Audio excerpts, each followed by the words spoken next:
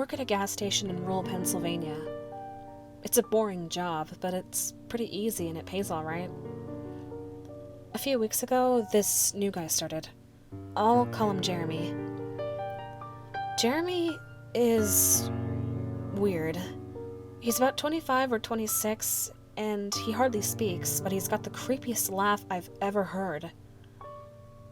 My boss and I have both noticed this, but it's never been a problem, so there's not much we can do about it. Customers have never complained about him, and he's always done his job fairly well. Up until a few weeks ago, anyway. That's when things started going missing. Employee theft can be a problem at any business that sells consumer goods, and there's only one person working at the time at this gas station. It's a pretty small place. About 2 weeks ago, my boss started noticing that we were short on motor oil.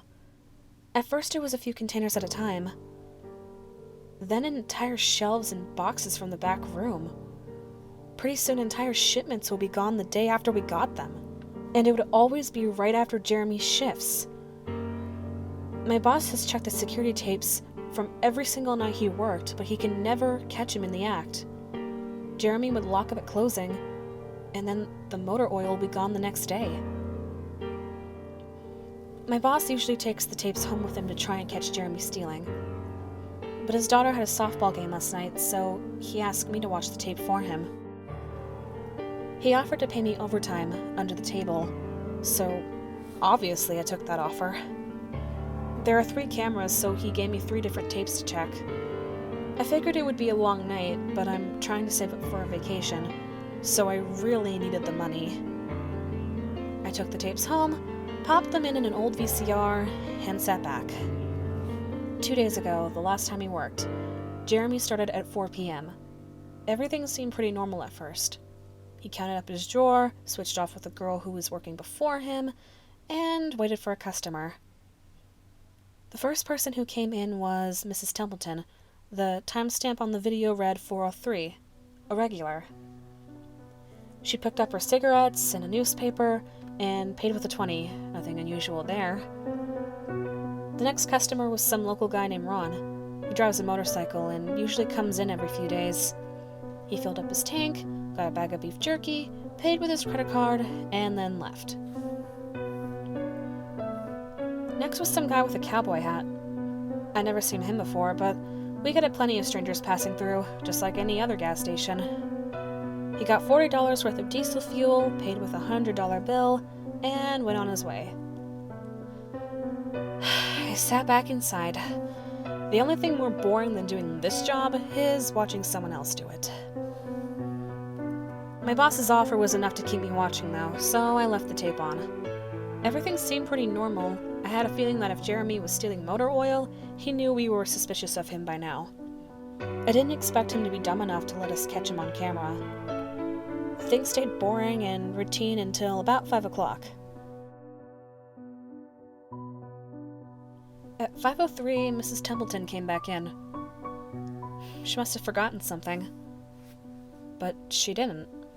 She bought the same pack of cigarettes as before, and the same newspaper, paid with another 20, and left. That's odd. But then again, she's a little absent-minded. I thought Jeremy should have told her she already got her smokes, but it's not against the rules to sell someone the same thing twice. That's when Ron came in again. He bought another tank of gas for his motorcycle again. I later checked the outdoor camera because I thought he had another car he wanted to fill up. And the same pack of beef jerky, and paid with his credit card again. No big deal. I figured this was just some weird coincidence. Mrs. Templeton is forgetful, and Ron probably owned more than one Harley. That's when the guy in the cowboy hat came back in. I felt a chill run down my spine. Don't get diesel. Don't get diesel.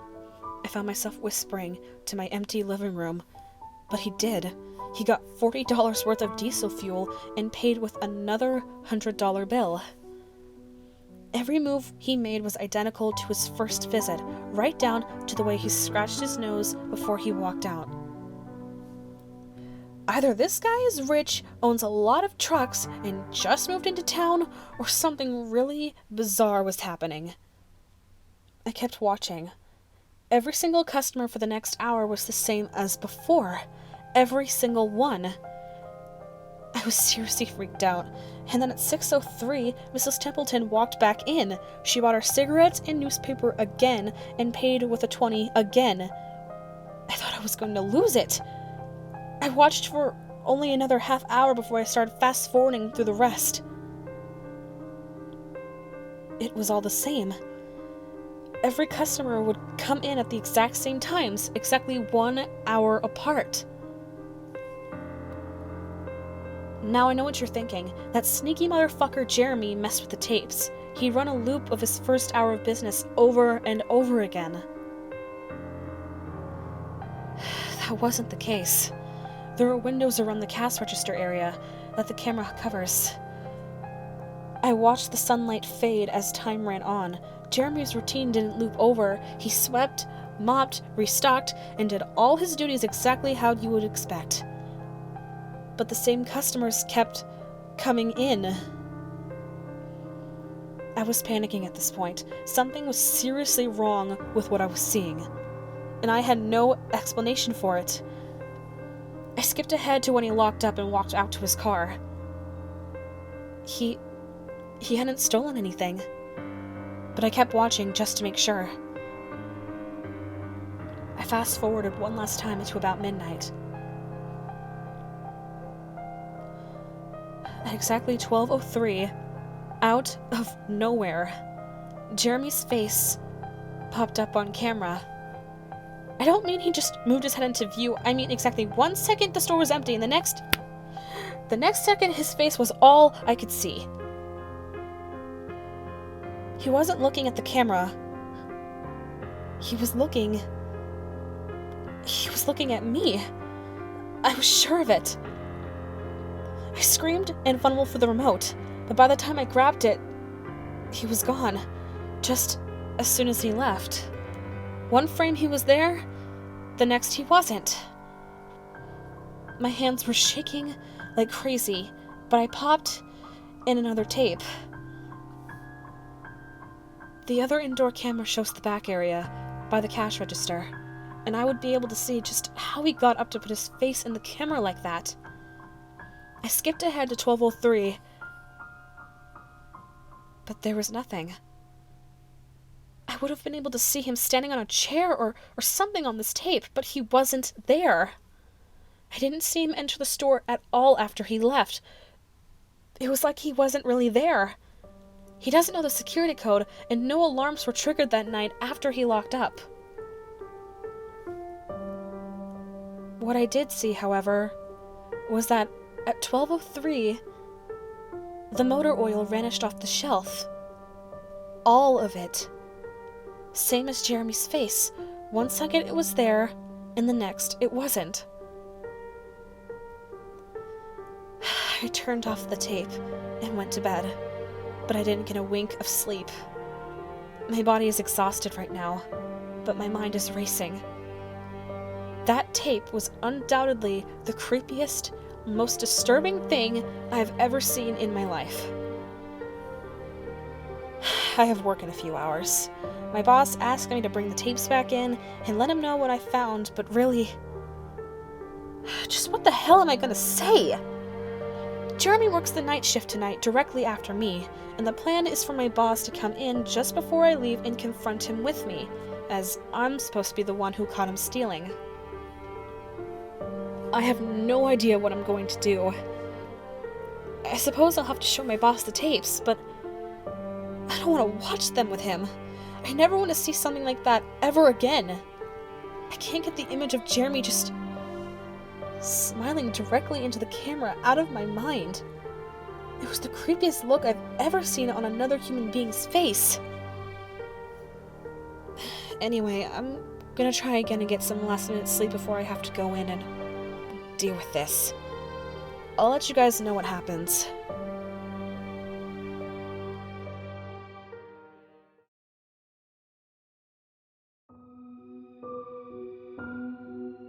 Updating from my phone. Apologies in advance for errors. My boss just finished watching the last of the tapes. I told him what to expect, but you really can't prepare someone for something like that. He's scared shitless. I still am too. Jeremy is due in to come in at 4. We've got a little over an hour to get our shit together, but neither of us knows what to say to him. Is he just a fucked up guy who likes to steal motor oil and scare the shit out of people? Or is he something else? I don't know if this is crazy, but does anyone think that he could have anything to do with that time loop? My boss said he never noticed anything like that in the other tapes, but the way he just popped up in this one made me think that he knew I would be watching. It's like he wanted me to see what he could do, like he was showing off or something. The way he smiled into the camera was like a little kid showing you a sandcastle they built or something. I don't know. I probably sound crazy. I sure feel the part. I'm gonna talk to my boss some more. We have to calm ourselves down and figure out how to handle this. I'll update again tonight, but I have a really bad feeling about how this is going to play out.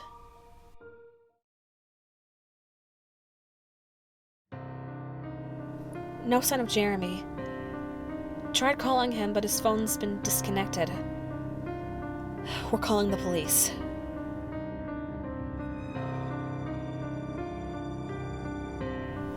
No sign of Jeremy.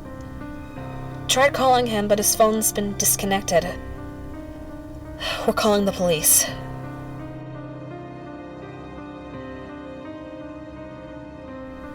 No sign of Jeremy. Tried calling him, but his phone's been disconnected. We're calling the police.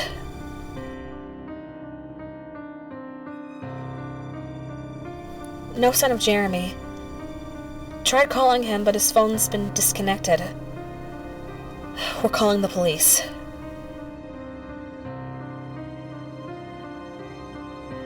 No sign of Jeremy. Tried calling him, but his phone's been disconnected. We're calling the police.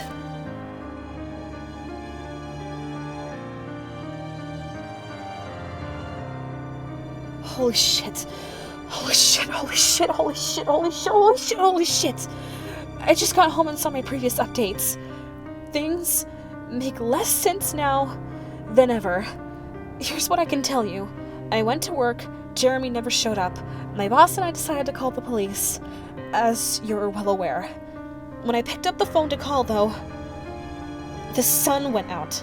I shit you not, that's what I thought happened.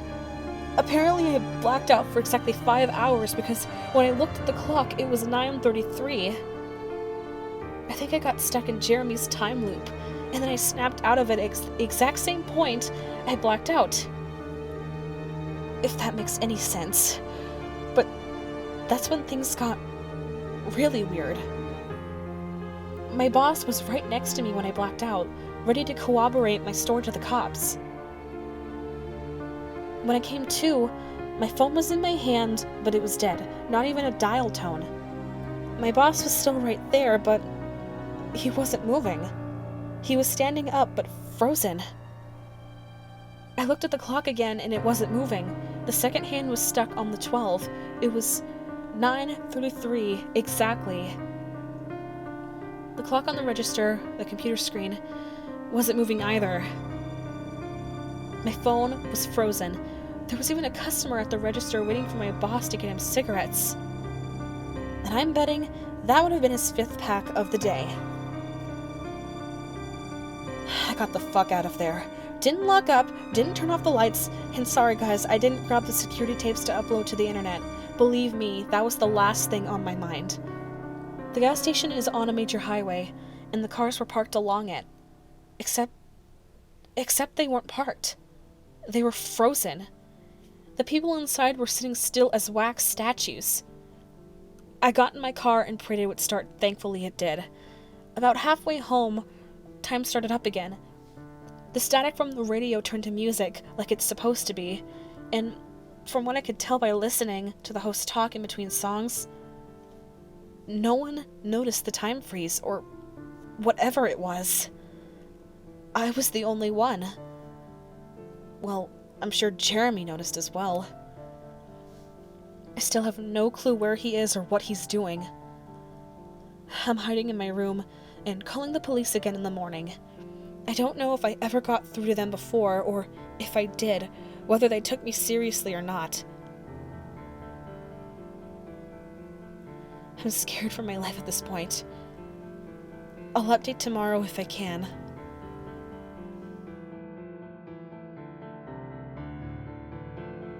I finally fell asleep last night around 4. I have no idea how I did it. I guess exhaustion finally got the best of me. This morning I woke up to find my phone ringing. It was my boss. He'd been calling me since about 6. He woke up when time turned back on last night and immediately called the cops. They came by to see what was wrong and he told them everything. The police around here are all small-time guys. They were more concerned with the missing motor oil than anything, but my boss figured he would take it as long as he had their attention. They decided to go looking for Jeremy. We keep all our employees' applications on file, and since Jeremy just started working here, he was easy to find. They checked the address on it and headed over to his house. And you're not going to believe what they found. The address Jeremy listed on his application was an empty lot. Or at least, now it is. There used to be a house there, but it burned down in 1993. Being a small town, almost everyone remembers that fire. A family of 4 used to live there way back when. Rumor has it that they had an estranged son, who they never really talked about, but I can't say for sure if that's true. What I can say is true is that after an insurance investigation, the fire was ruled an arson. The entire house was soaked in oil and torched with a Molotov cocktail. The entire family was sleeping when it happened. None of them survived. They never caught the guy who did it. Rumor has it that when they tried to contact the estranged son, no one can find him.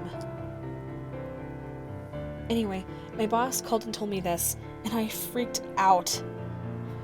Then he asked me to come to the gas station. I told him that he was crazy, but he assured me that the cops were there with him. Then he dropped a bomb. The FBI were also in town, and they were going to talk to me one way or another, so I might as well come in. It was about 7:15, and I wanted to go back to bed, but I figured I wouldn't be able to sleep much more anyway, so I went down. 4 men in suits greeted me and told me to have a seat. We went over everything 2 or 3 times until they got all the details down. I told them about Jeremy, the security tape, last night at work, everything. Finally, after I finished, one of the agents said, "Oh Christ, we've got another one on our hands." And then they made me sign a bunch of papers saying I wouldn't tell anyone about what happened, so I can't say much more. I might be even breaking the law just by posting this. So now I'm home. I'm not sure what to do with myself. That agent's words when I told him the story are going to haunt me for the rest of my life. Anyway, I've gotta go. I've got some errands to run today, and then I have to go into work to pick up some tapes. My boss and I think this new guy Jeremy, he's a complete creep, is stealing motor oil, and I have to watch the security footage to see if I can catch him doing it. I have better things to do, but my boss is paying me overtime under the table, and I'm trying to save up for a vacation so I could really use the money. It should be pretty simple. The oil always goes missing right after his shifts. I figure I'll just watch the tapes, catch him in the act, and that will be that.